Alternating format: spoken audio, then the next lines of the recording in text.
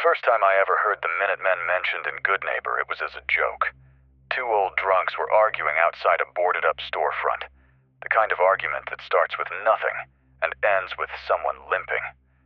One of them, face pocked and eyes watery, waved a bottle at the sky like he was lecturing God. Minutemen, he slurred, spitting the word. Yeah, sure, any day now. They'll come marching in and make everything better. Put a little star on your chest and tell you you're safe. The other one laughed so hard he coughed, then bent forward and hacked something dark onto the street. I was standing nearby, not even old enough to grow a decent beard, carrying a small sack of caps I'd just earned, hauling crates for a man who didn't remember my name. I should have kept walking. Goodneighbor teaches you to keep walking. But that word stuck. Minutemen. The idea of it. People who stood for something besides caps and chems. People who didn't just survive, but protected. I didn't have any proof they were real. Just scraps. Stories. A faded flyer I'd found once in a ruined library book, folded tight like someone had kept it close for years. A figure in a battered coat holding a musket like it wasn't ridiculous, like it meant something, like it could still change the world. The Commonwealth doesn't kill dreams fast. It lets them rot. My name's Eddie Cross, 19, maybe 20, if you count winters instead of calendars. Goodneighbor born, which isn't a birthplace so much as an explanation. The place raised me the way it raises everyone, by testing how much pain you can take before you stop standing up. I grew up learning which streets were safe at which hours, which doors were watched by who, which smiles meant hello, and which meant you're already dead. I learned to keep my eyes moving, not because I was paranoid, but because Goodneighbor makes you practical. Rook taught me the rest. He wasn't my father. I didn't have one of those in any way that mattered. Rook was just the man who decided I wasn't going to die young if he could help it. He was older, broad-shouldered, scar down one cheek, hands like he'd been built for grabbing the world and shaking it until it behaved.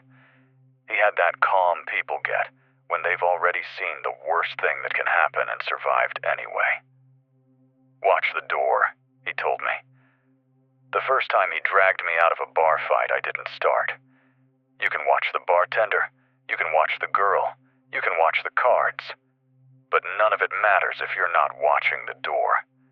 So I watched doors. That's what I was doing the night everything started. Watching the door of the third rail like my life depended on it, because in Goodneighbor, it always does. The third rail wasn't the kind of place you went if you wanted peace. It was where people went to forget how close they were to dying. Neon spilled through dirty windows, painting the room in sick red and blue. Smoke hung low, thick enough to taste. Someone was singing into a microphone that buzzed like it wanted to give up. Jazz and swing, the old pre-war stuff, the kind of music that makes you believe in romance while the world collapses around you. People were packed in tight. Traitors, chemheads, toughs, lonely souls looking for warmth. There were laughter bursts, fist slams on tables, shouted arguments that would turn into apologies, or broken teeth, depending on the night. Lana was there, of course. Lana belonged to Goodneighbor the way broken glass belongs to alleys. She had a sharp grin, sharper eyes, and hands that didn't tremble even when everything else did. She was a little older than me, maybe 22, 23. She'd been in more fights than I'd been in years. She wore her cigarette tucked behind her ear like it was a badge. She was telling a story with her boots hooked on the rungs of a stool, leaning back like she owned the air. People listened when she talked, even the ones who pretended not to. Rook stood a few steps away, arms crossed, watching the room without looking like he was watching. He'd positioned himself where he could see the door and the back exit at the same time. That was Rook, always already planning how to leave. Me, I leaned against the bar, nursing a warm beer and pretending I was older than I was. I kept my eyes on the entrance, and tried not to think about Minutemen flyers and fairy tales. In Goodneighbor, you don't get to want things. Wanting is how you get hurt. The singer hit a long note, and the speakers crackled. Then the music stopped. Not fading. Not drifting. Just dead. Like someone had reached up and cut the wire. Silence rolled through the third rail in a way that didn't belong there. The kind of quiet that makes you hear every scrape of a chair, every breath, every tiny clink of glass. People turned their heads at the same time. Even Lana stopped mid-sentence. The door opened.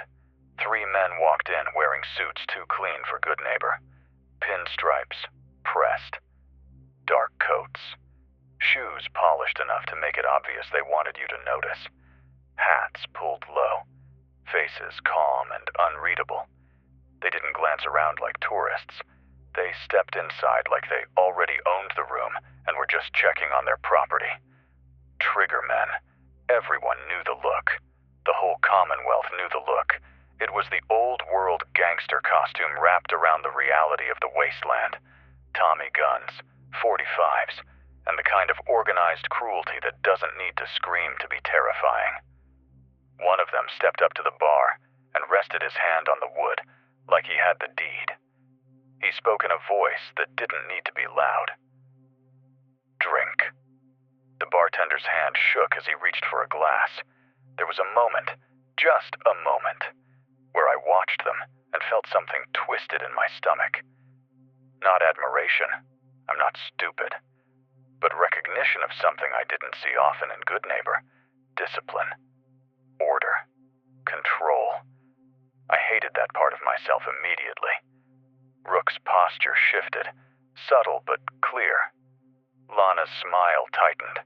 The whole room leaned back like it could avoid what was coming by creating space. A Spitstack boy stood up too fast, 2 tables over. You could tell Spitstacks by their armor, scrap plates bolted onto leather, mismatched bits of metal and tire rubber, like they'd dressed for a war in a junkyard. Their faces always looked like they were one insult away from biting someone. They were Goodneighbor muscle. Local. Territorial. Loud. This one stared at the Triggerman like he wanted to prove something. Like he thought bravery was the same thing as not thinking. The bottle flew. It smashed against the Triggerman's jaw with a wet crack. Glass burst. Somebody screamed. The Triggerman stumbled back, hand already going for his coat. Then the third rail exploded. A chair scraped. Another toppled. People surged up, shouting, fists swung. Someone slammed into me from behind and knocked me into the bar. My beer went everywhere. My elbow hit wood, and pain shot up my arm. I didn't have time to be surprised. Goodneighbor doesn't allow surprise. I ducked as a fist came at my head and drove my shoulder into the attacker's ribs. He grunted, stumbled.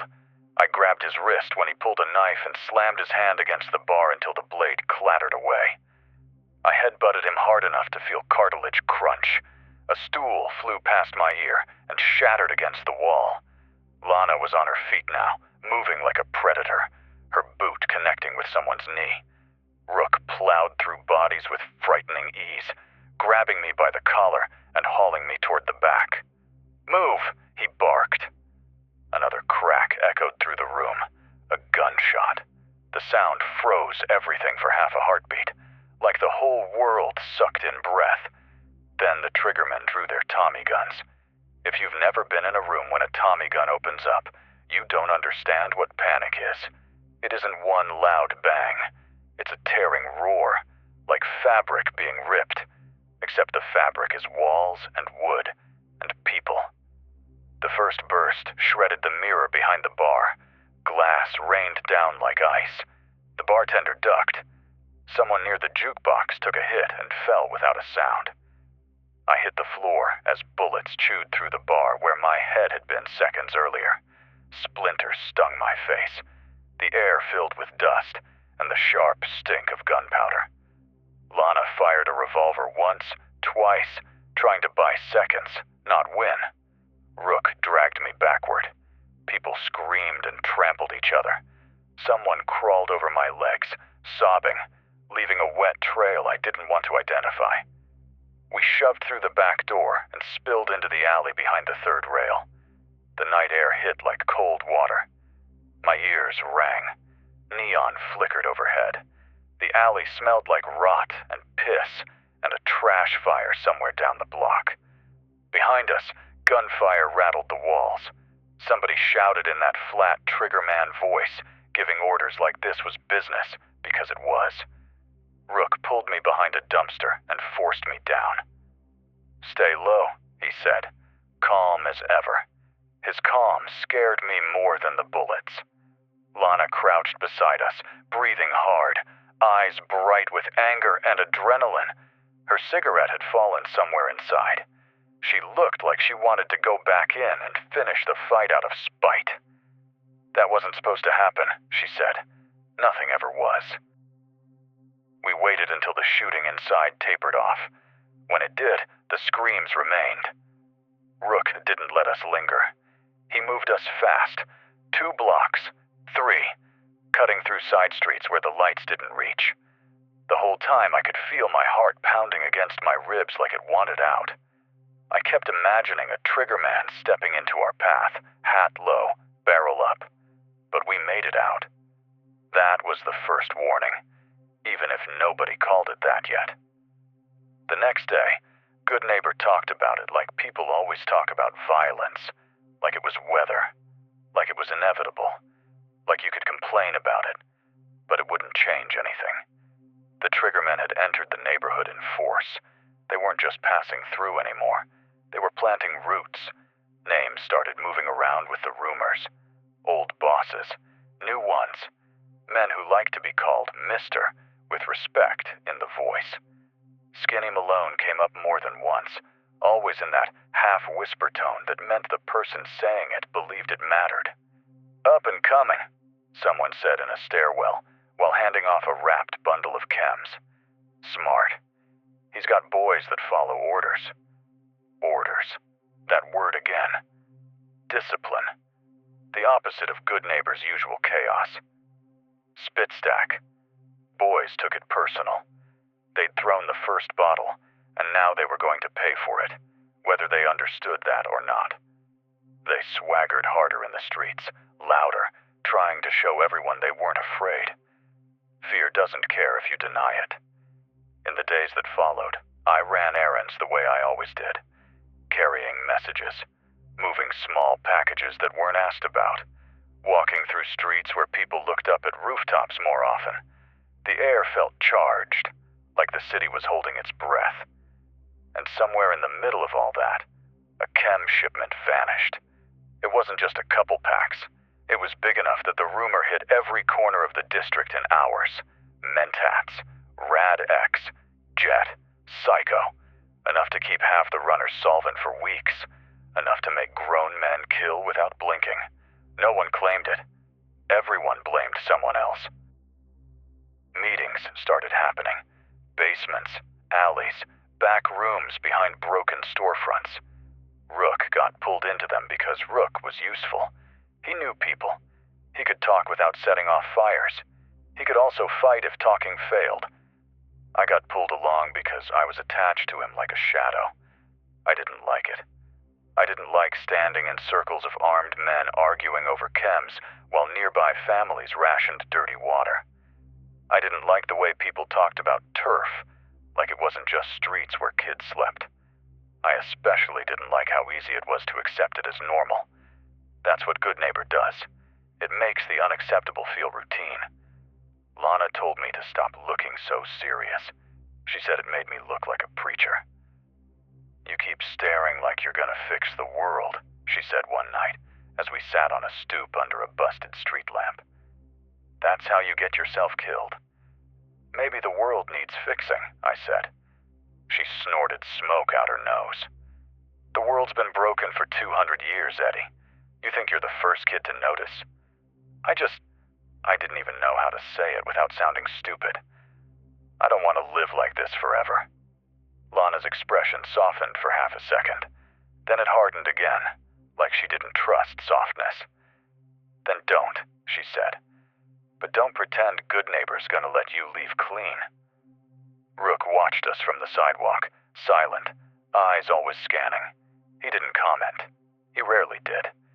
But later, when we were walking, he leaned close enough for only me to hear. You can want better, he said. Just don't be blind. I tried. I really tried. The next meeting happened behind Hotel Rexford, under a collapsed parking garage that dripped constantly. Water fell in slow, steady taps, like a clock counting down. 12 people gathered. Spitstack boys in scrap armor. 2 chem runners who worked for fence freighters. Slick talkers with tired eyes. A few unaffiliated toughs who'd sell their loyalty by the hour. The Triggermen didn't show. Not in person. That was the thing. They didn't need to. Their presence was in the air already, like smoke that never cleared. Voices rose. Accusations flew. Somebody blamed the freighters. Somebody blamed the Spitstacks. One man claimed he'd seen a Triggerman near the docks the night it went missing. Another called him a liar. I stood there, hands tucked in my pockets to hide how tense they were, and I kept thinking about the Minutemen flyer. How the man on it stood alone, musket on his shoulder, looking like he belonged to something. Rook nudged me slightly. Stay quiet, don't speak, don't get noticed. Then a name surfaced that I hadn't heard before. The Rivet Men, someone muttered, like saying it too loud would summon them. A few heads turned. Someone laughed nervously. Who? A Spitstack sneered. Some scrap punks from the north? No, the runner said. Not punks. Scavers. They've been pulling steel out of old ruins. Quiet. Organized. They got a spot somewhere off the industrial blocks. People go looking for work and don't come back.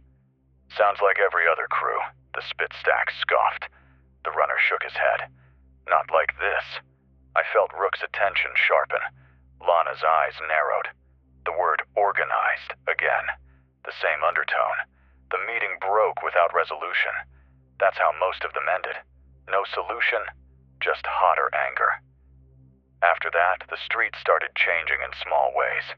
A man who usually sold boiled Mirelurk on the corner didn't show up. A window that had been broken for years got boarded overnight. A new set of footprints appeared in alley mud, where no one claimed to have walked. Goodneighbor was being measured, mapped, claimed. And I could feel it closing in around us. 2 nights later, I was back in the third rail. Not because I wanted to drink, because Lana insisted we needed to be seen. If you hide, she said, people assume you're guilty. Rook didn't argue.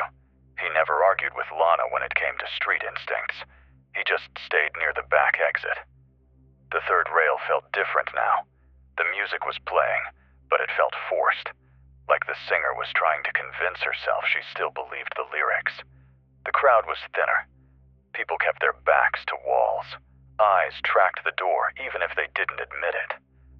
I stood at the bar and watched the room, watched faces, watched hands. Watched the door. A man in a suit leaned against a pillar near the entrance, hat low, smoking. Triggerman. Alone. Quiet.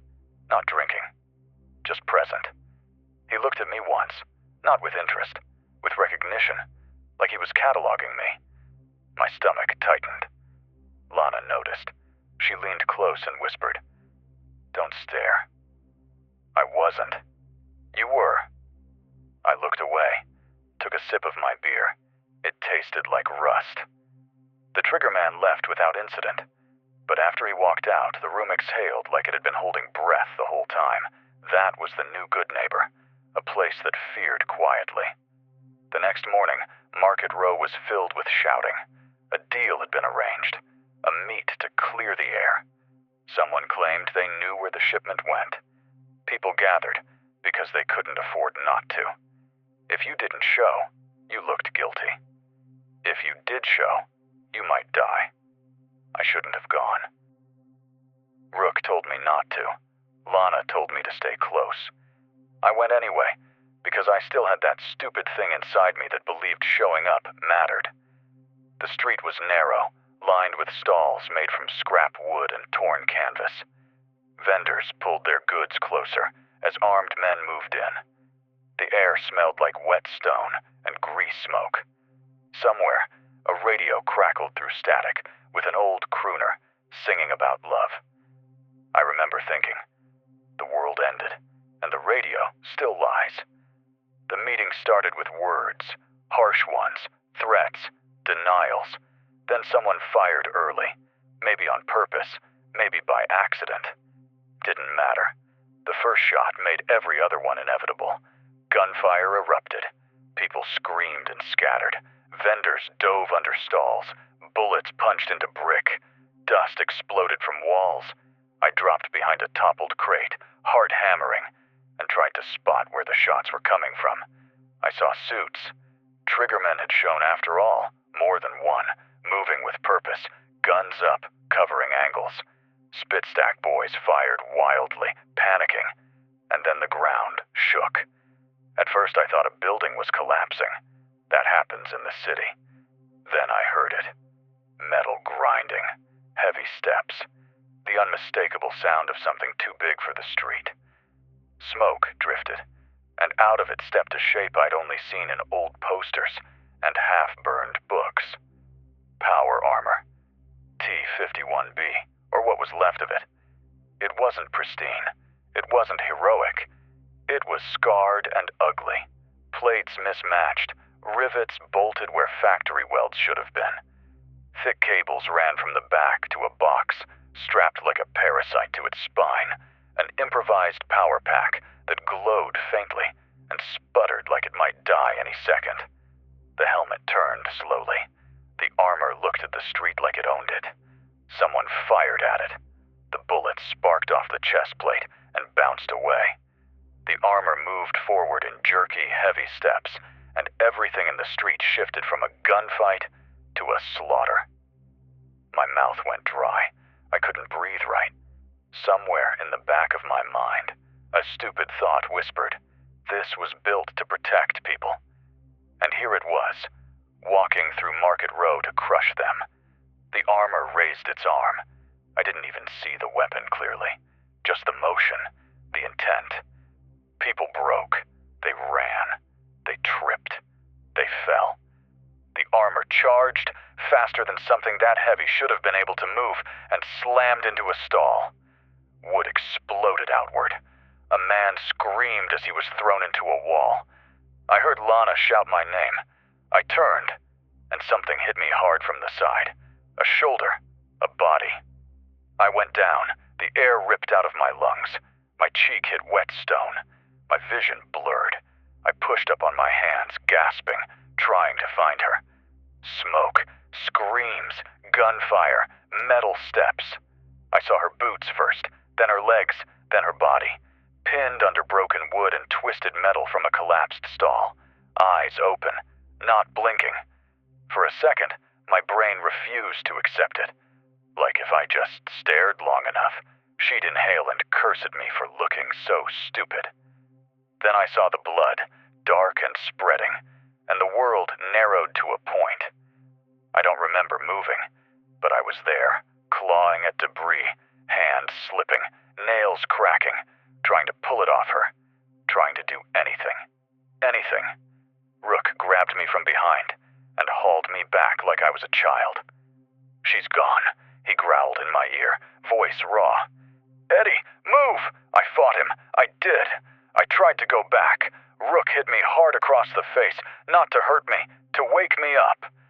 Move, he repeated, and there was something in his tone I'd never heard before. Fear, not for himself, but for me. The armor stomped closer. The street shook under its weight.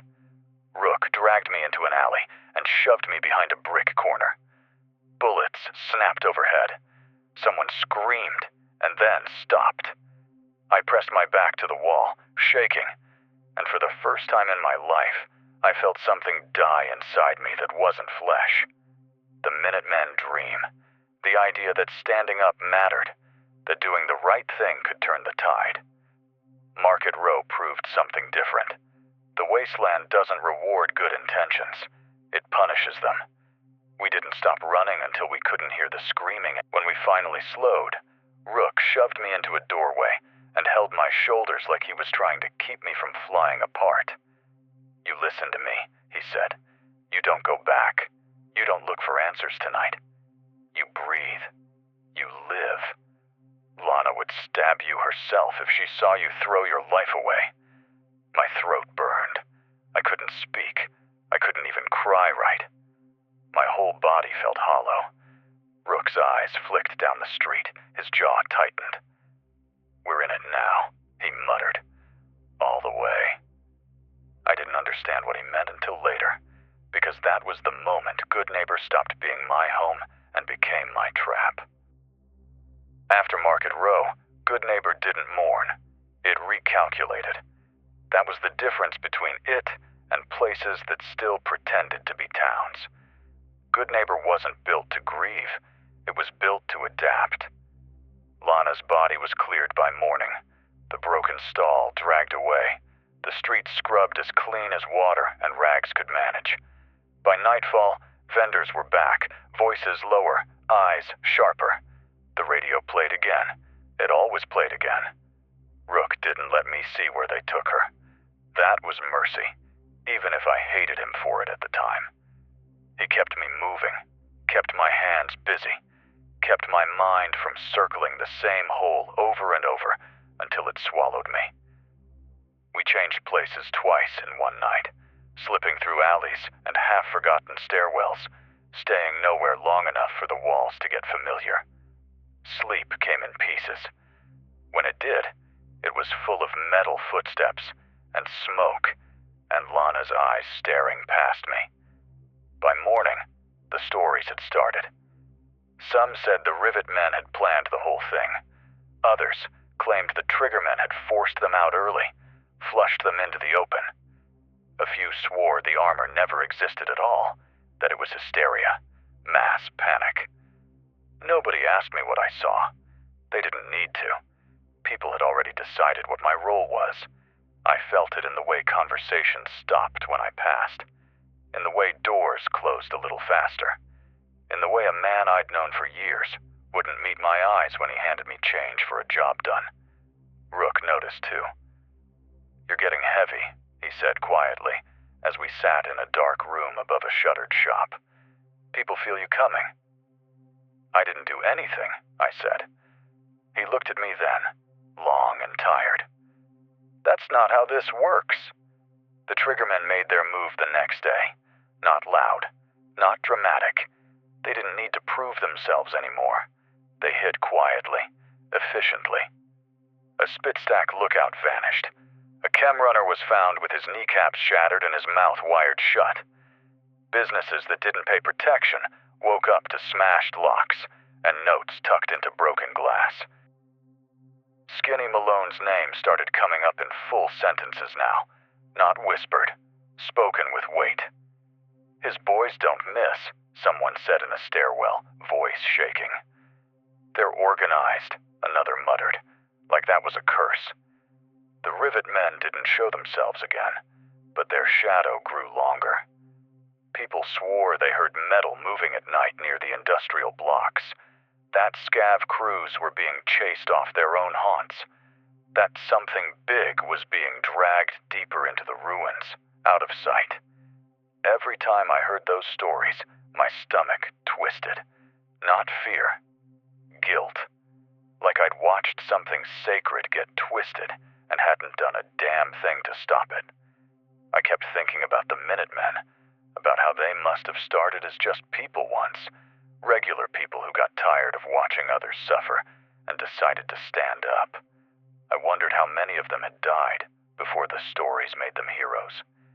The meeting that finally broke everything happened without warning. A knock at the door just before dusk. 3 short taps. A pause. 2 more. Rook stiffened. He signaled me back, hand dropping to his sidearm. He checked the peephole, then relaxed just a fraction. "It's a runner," he said. The kid on the other side couldn't have been more than 16. Dirt on his face. eyes too old for his age. "They want you," he said, not meeting my gaze. "By the river. Old warehouse." "Who?" I asked, though I already knew. He shrugged like it didn't matter. "People who know your name." Rook shut the door slowly. "No," he said flatly. "We're not going." "If we don't," I said, voice hollow, "they'll come anyway." Rook stared at the door like he wanted to punch through it. "They're setting a trap." "I know." Silence stretched between us, thick, heavy. Finally, Rook exhaled through his nose. "Then we do it on our terms." The warehouse by the river was a husk of old industry, rusted siding, broken windows, the smell of oil and rot thick in the air. Water lapped against the dock outside, black and slow. We moved inside quiet, guns ready, shadows swallowing us. Crates towered overhead, stacked with things nobody remembered how to use. Dust hung in the air, glowing faintly in the last light of day. Voices echoed somewhere deeper inside. We crept closer, heartbeats loud in our ears. That's when the lights snapped on. Floodlights flared, blinding white, washing the space in harsh clarity. Figures stepped out from behind crates and machinery. Suits, hats, Tommy guns already leveled. Triggermen. I counted 6 before my brain stopped trying. One of them stepped forward, smile thin and practiced. "Eddie Cross," he said.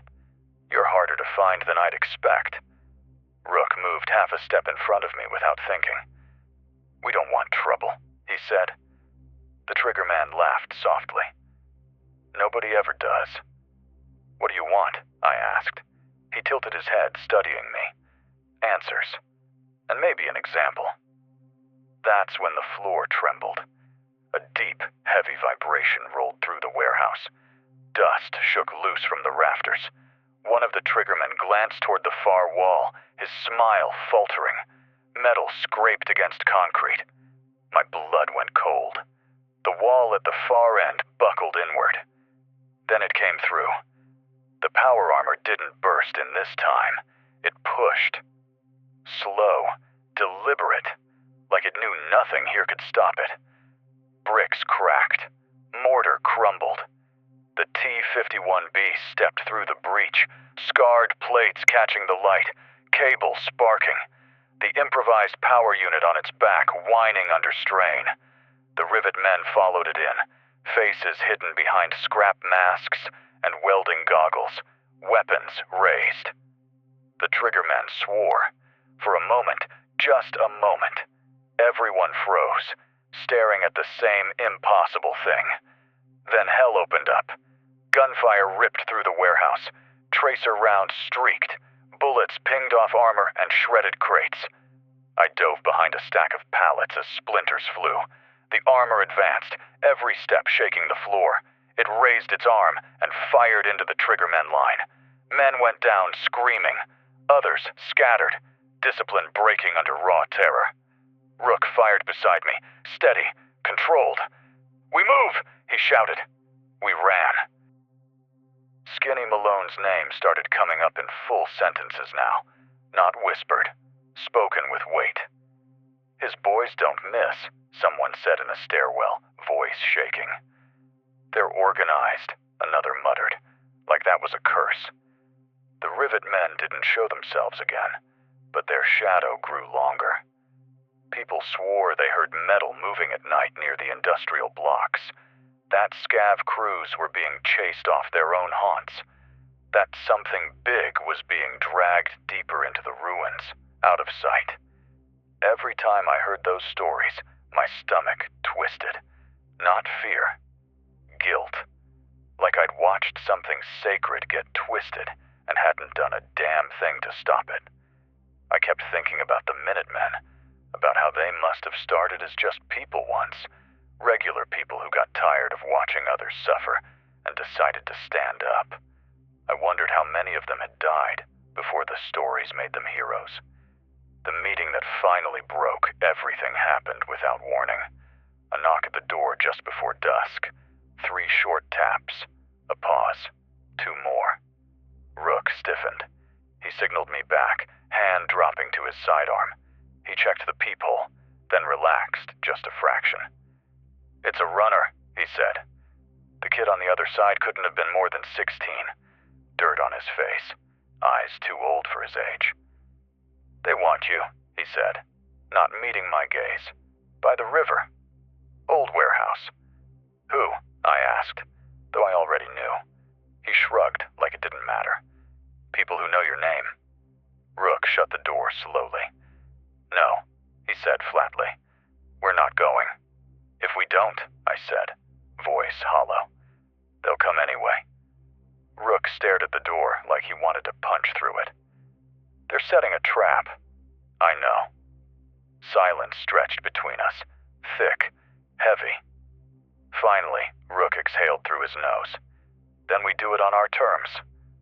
The warehouse by the river was a husk of old industry, rusted siding, broken windows, the smell of oil and rot thick in the air. Water lapped against the dock outside, black and slow. We moved inside quiet, guns ready, shadows swallowing us.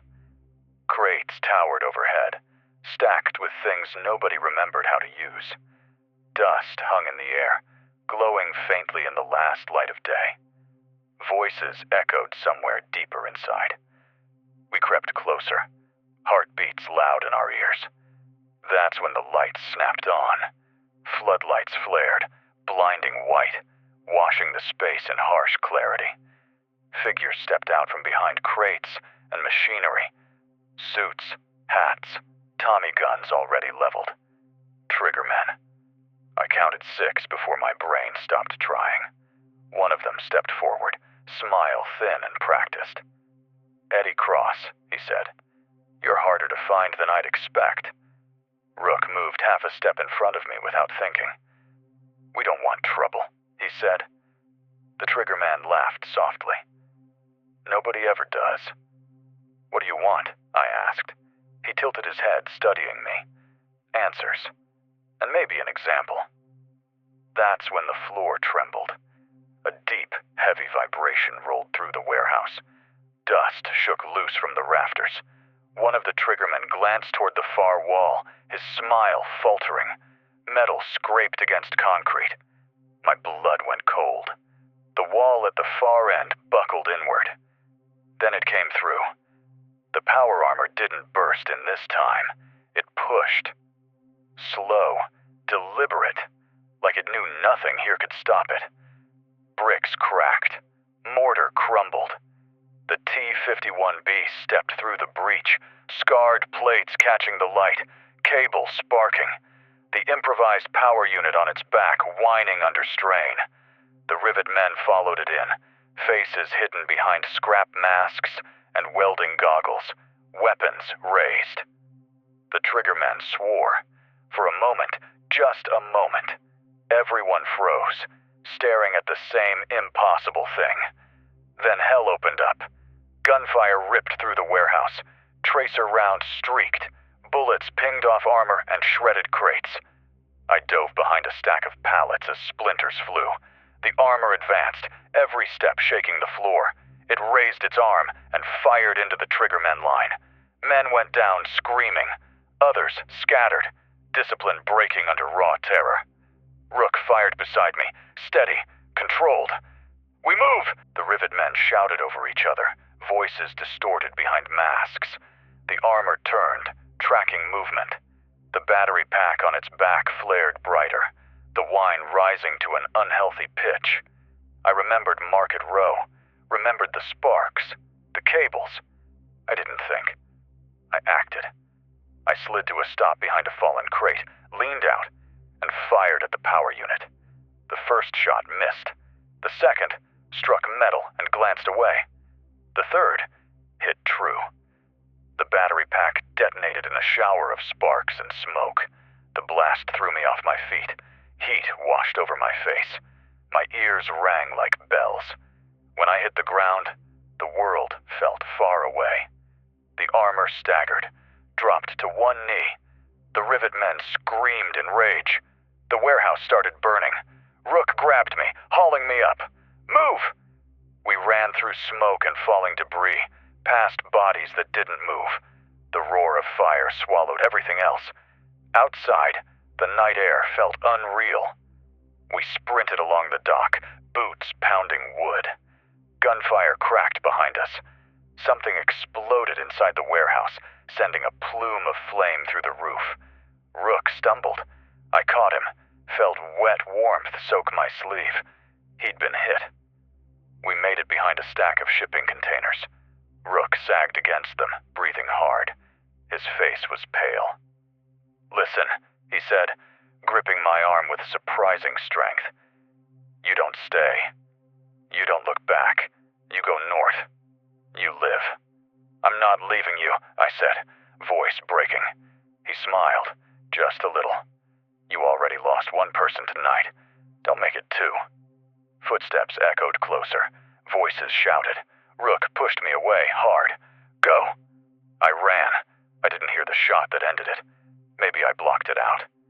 Maybe the fire did. I ran until my lungs burned and my legs shook, and the city fell away behind me. The boat north took my caps and my silence. The engine coughed to life. The dock receded into fog. Goodneighbor vanished behind me, neon swallowed by gray. Far Harbor rose out of the mist like a challenge. Salt. Wind. Faces carved by hardship. Nobody asked where I came from. Nobody cared.